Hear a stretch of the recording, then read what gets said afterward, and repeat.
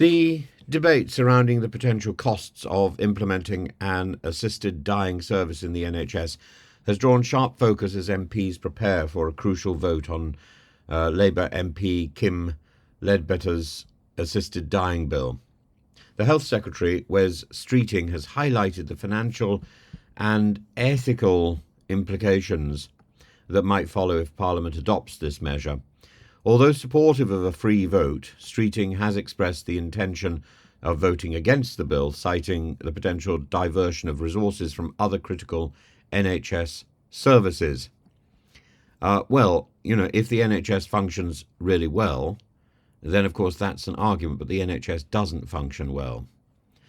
The bill that proposes that terminally ill adults with less than 6 months to live could seek assistance to end their life, contingent on the approval of 2 doctors and a High Court judge to ensure voluntary and considered decision-making, of course, comes with cost. There'll be the High Court judge's cost.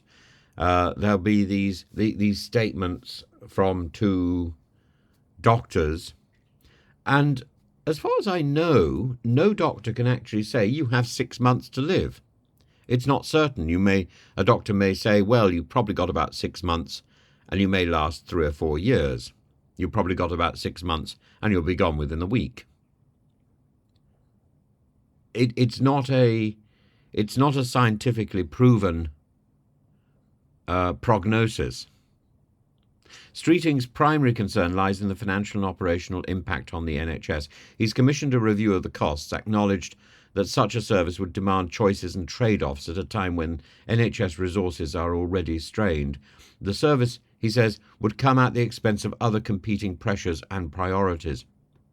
His remarks underscore a broader fear that assisted dying legislation could precipitate a chilling, slippery slope where patients may feel pressured to choose death to ease financial burdens on family or on the health system, and this concern has resonated with critics who argue that such laws might incrementally broaden, leading to less stringent regulations and potential coercion.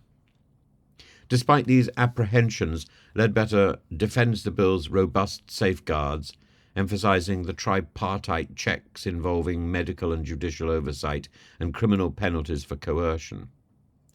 The question of funding also presents a formidable challenge. The British Medical Association has called for assisted dying service to be financed separately from standard NHS care, which highlights the need for clarity on how this legislation will be operational without detracting from existing medical services.